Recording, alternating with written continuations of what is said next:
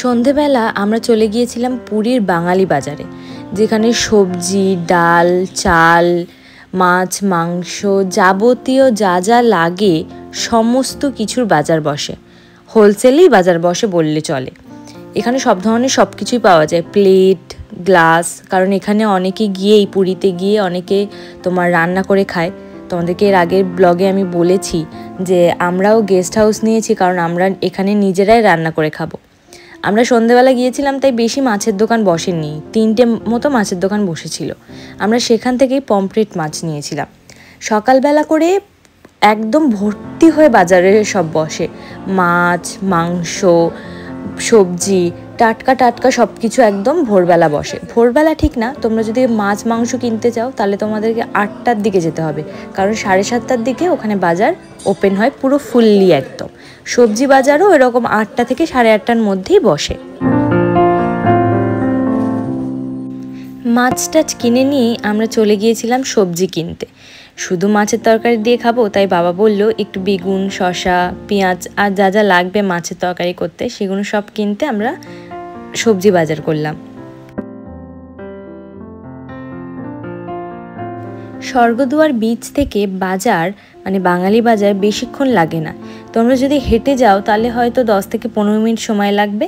আর যদি অটোয় যাও তাহলে পার পার্সন তোমাদের 20 টাকা করে দিতে হবে। ওই রকম 5 মিনিটের মধ্যে চলে যাবে। টোটোও যায় ওখানে।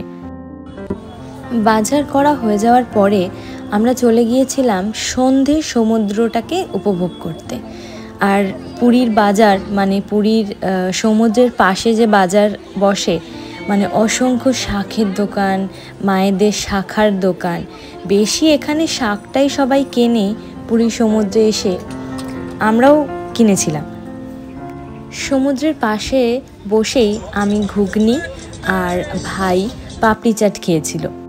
বাবা আর মা নিয়েছিল বড় বড় লঙ্কার চপ।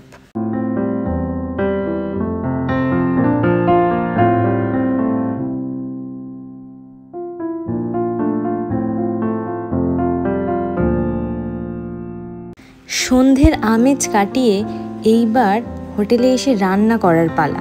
এখানে মাছে হলুদ মাখানো হয়ে গিয়েছে। ও হ্যাঁ, তোমাদেরকে বলতে ভুলে গিয়েছি, আমরা একটু খাসির মাংসও নিয়েছিলাম।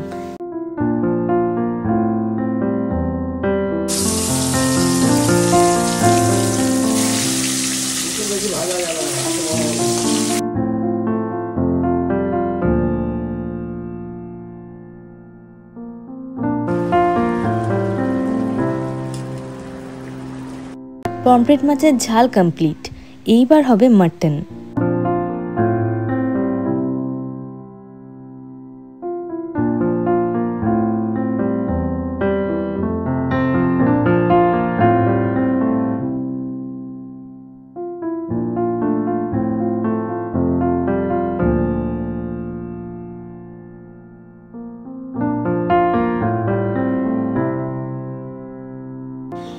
কষা কষা মাটনের তরকারি আমার পাতে পড়ে গিয়েছে। এইবার এটাকে টেস্ট করার পালা। আজকের ভিডিওটা এখানেই শেষ, কিন্তু আমার সাথে তোমাদের যাত্রা কিন্তু এখানে শেষ নয়। আবার দেখা হবে।